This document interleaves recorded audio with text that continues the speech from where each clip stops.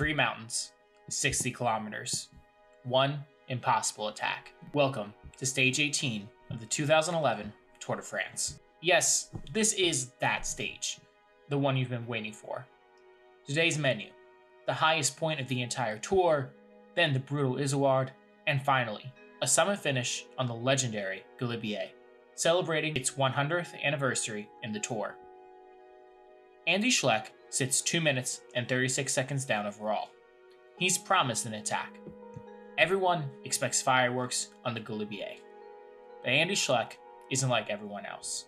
With 60 kilometers still to race, still needing to summit the Izoard, Andy Schleck attacks.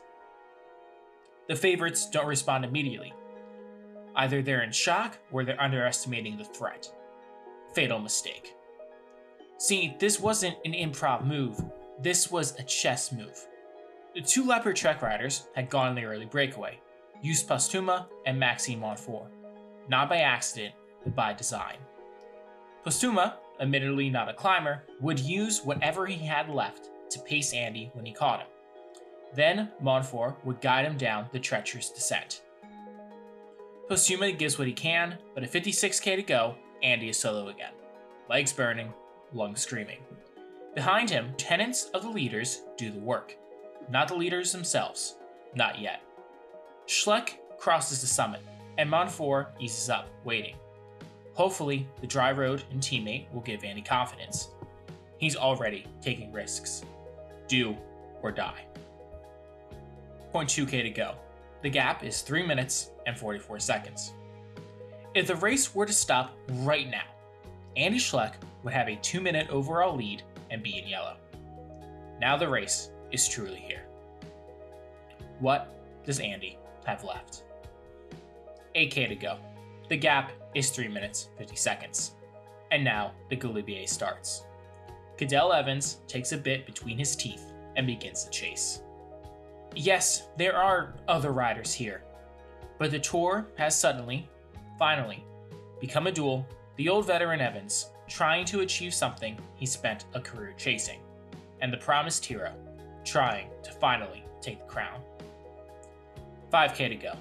The gap is falling to 3:15. The road is packed with fans. Andy is focused, and Evans is the picture of suffering.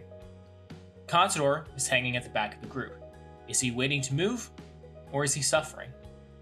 Vogler, though, still there, still in yellow. Andy Schleck's eyes keep looking up, then down, at the road ahead and the road underneath. 2.7 kilometers, 3 minutes, 9 seconds. For Vogler, if he finishes within 2 minutes and 35 seconds of Andy, he'll keep yellow for yet another day, and the French will really go nuts. 2k to go, 3 minutes, 5 seconds. Andy's face is truly grimacing. Contador dropped, finally cooked after a long season.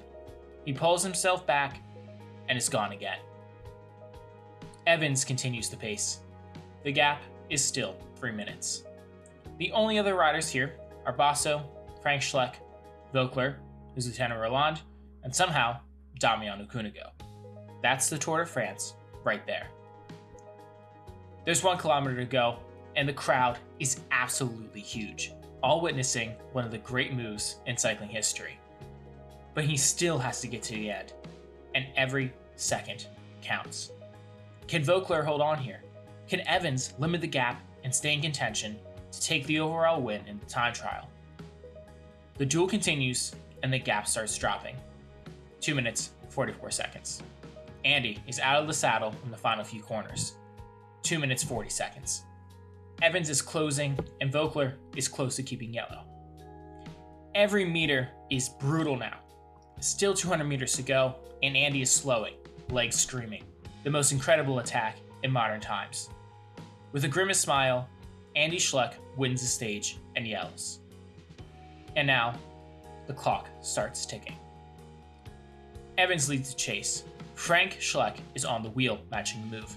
He knows that tomorrow will be the final duel in the mountains, and he has to make Evans use up energy. Now Vogler is battling with every fiber of his being. It's an ugly riding style, but he has to do what it takes. Frank sprints away and takes second to gain some time on Cadel Evans.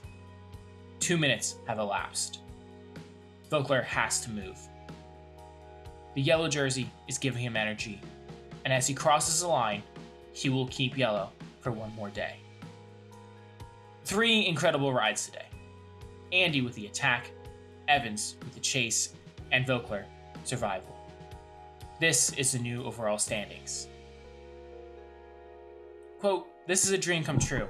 I'm very proud of this win. I like to have a plan, and I like it even more when it works out like that. I said this morning, no guts, no glory. I took the race by the horns and went all in. Now I'm in second overall, and it's a perfect position for tomorrow." Meanwhile, at the back of the race, more than half the peloton, 89 of 168 riders, didn't make it to the top within the time limit. They could have been eliminated, but the race jury exercised its option of keeping them in the race. Each rider in the group lost 20 points in the points ranking, including green jersey Mark Cavendish.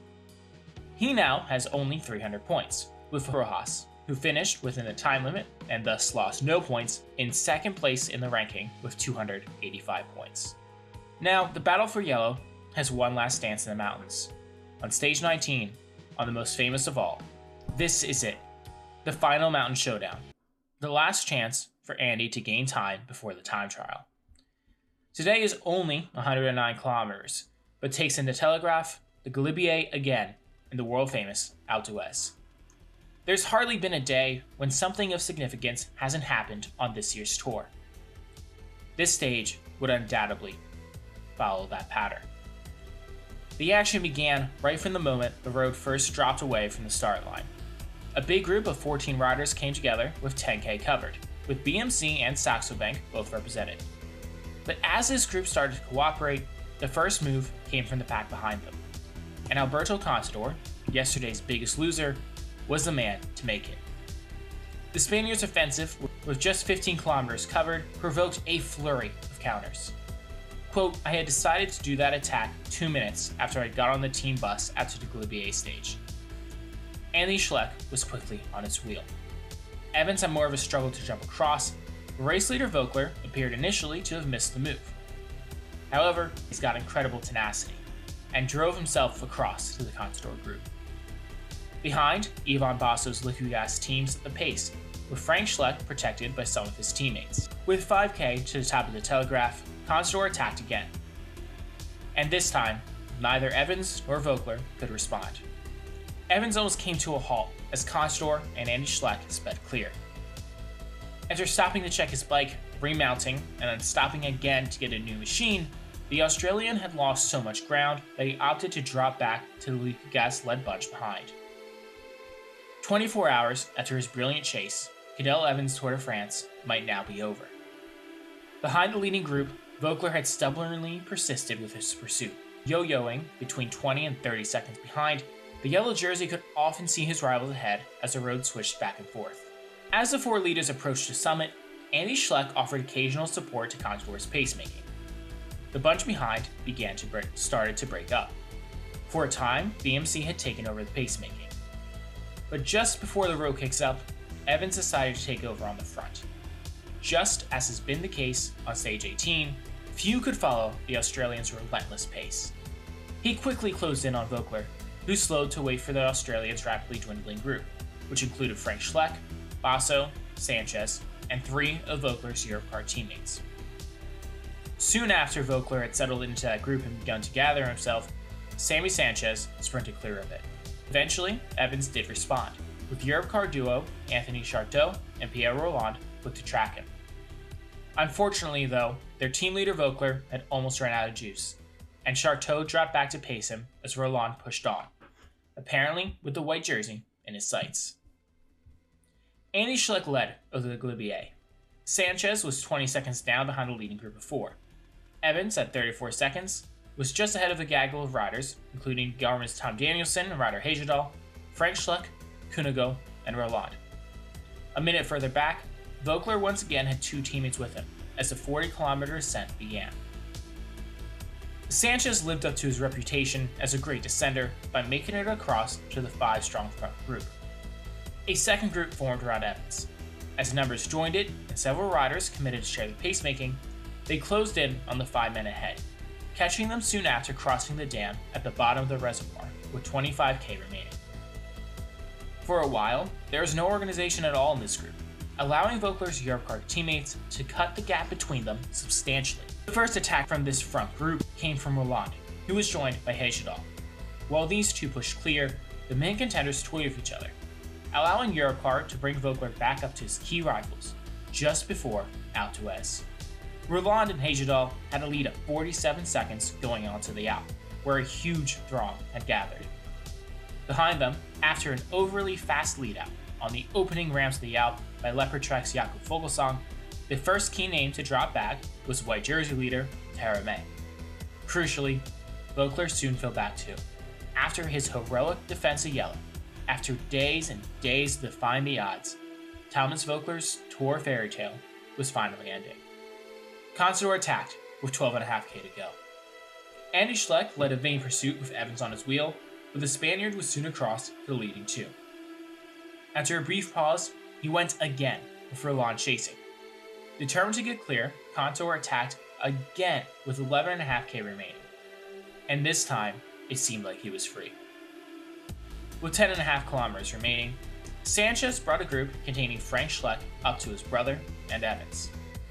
Although Frank Schleck attempted to put Evans in trouble, no one managed to break clear of this group, until HGC's Peter Velits jumped away with 9k remaining, with Sanchez chasing. The Spaniard soon passed Velits and moved up to Roland. The pair then began to nibble into Contador's advantage. As they closed on the Saxo rider, Sanchez indicated for Roland to come through, weaving a bit and trying to coerce the Frenchman to take a lead.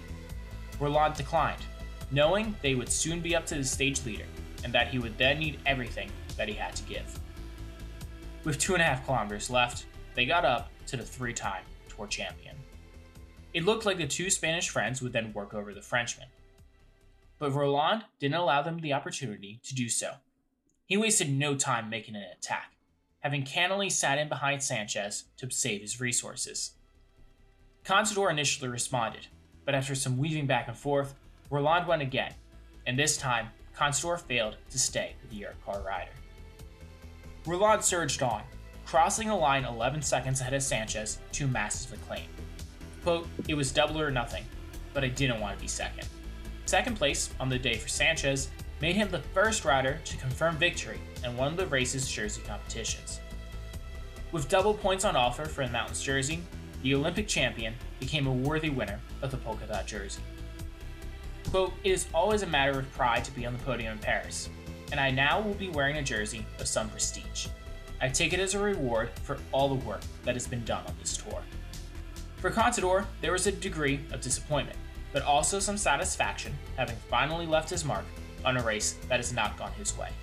Quote, "I attacked today in order to enjoy myself. Today was a different day for me, because the pressure was over, so today was just about enjoying the race." Behind this trio, there's an equally gripping battle for the yellow jersey.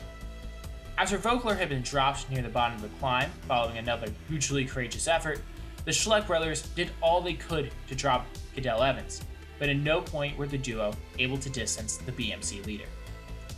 Both Andy and Frank made digs, but Evans stuck to whichever made a move, knowing that his best chance of victory would come in tomorrow's time trial.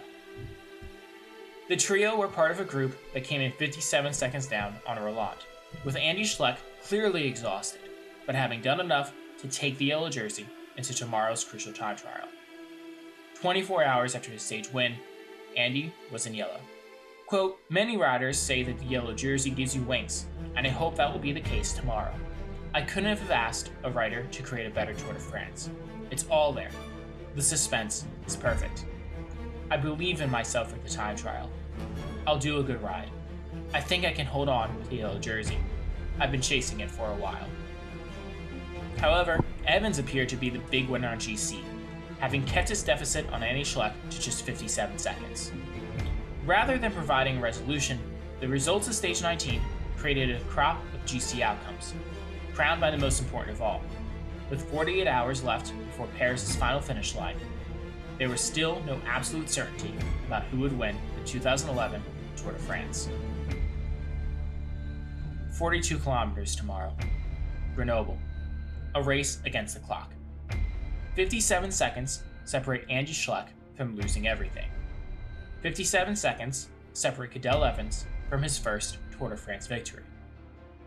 One believes the yellow jersey will give him wings. The other knows he's one of the best time trialists in the peloton. Tomorrow, the Tour de France will finally have its answer. Next time on Tour 11.